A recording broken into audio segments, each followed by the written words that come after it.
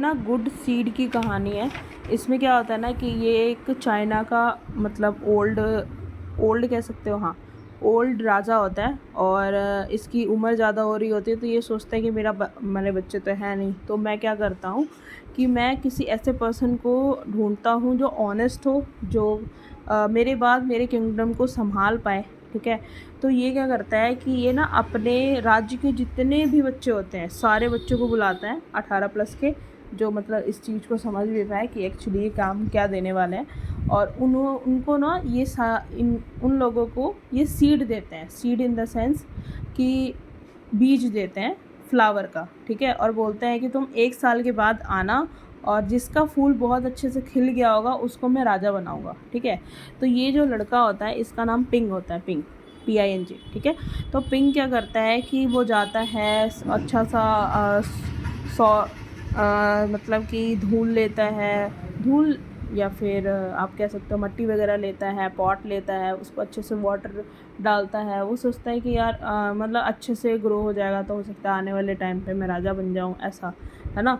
तो उसके बाद क्या होता है कि राजा मतलब सोचता है कि देखते हैं कि कौन ऑनेस्ट रहता है अपने बात को लेके। तो कुछ ग्रो ना होने की वजह से ये ना थोड़ा सा परेशान हो जाता है, दुखी हो जाता है। एंड दुखी होने के बाद क्या करता है कि ये बड़े पॉट में इसको डाल देता है। ठीक है, जो गमला होता है उसके अंदर डाल देता है। तो उसके बाद क्या होता है, फिर भी वो कुछ नहीं होता। तो 1 साल बाद सारे लोग अपने अपने गमले लेके आते हैं। देखो इसके सबके उसमें ना छोटे छोटे पौधे लगे हुए हैं, बट इसका जो है वो खाली होता है। ठीक है, तो जो राजा होता है इसके पास आता है, बोलता है कि भाई तुम खाली गमला क्यों लेके आए हो, मतलब इन सब में तो भरा हुआ है, ये पौधा लगा हुआ है, तो तुम्हारा खाली क्यों है। तो ये रोते रोते बोलता है कि मैंने तो सब कुछ करा, आई डू माई बेस्ट, कि कुछ भी जो भी मेरे से बन सकता था मैंने करा। ठीक है, तो उसके बाद ये स्माइल करते कहते कि मुझे अपने राज्य का एक जो राजा है वो मिल चुका है। ठीक है, तो ये सारे लोग शॉक्ड हो जाते हैं कि भाई ऐसा क्या कर दिया हमने, मतलब इसका तो फूल अच्छे से बना भी नहीं है फिर भी इसको राजा बना दिए, है ना। तो फिर कहते हैं कि जो मैंने सीड तुम्हें दिया था वो पका हुआ सीड था और वो सीड कभी भी ग्रो नहीं होता। इसका मतलब ये है कि तुम सभी ने चीट करा है इस पर्सन को छोड़ के। ठीक है, तो देखो कभी भी आपकी लाइफ में ना कुछ भी ऐसा हो जाए, कुछ भी ऐसा हो जाए, आप ऑनेस्ट रहो। अगर आप ऑनेस्ट रहोगे ना तो आपको पता भी नहीं है कि आपको क्या क्या चीज़ें मिल सकती है आने वाले टाइम में, है ना।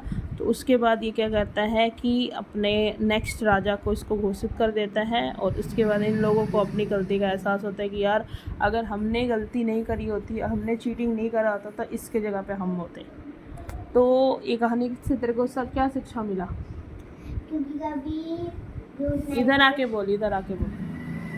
क्योंकि कभी झूठ नहीं बोलना चाहिए ना, जो जो कहें तो सच बोलना चाहिए। मतलब चीटिंग नहीं करना चाहिए, कभी भी कुछ भी हो जाए चीटिंग नहीं करना चाहिए। ठीक है, अगर चीटिंग करोगे तो फिर क्या कहते हैं उसका फल मिलता ही है। मिलता नहीं है फिर, है ना।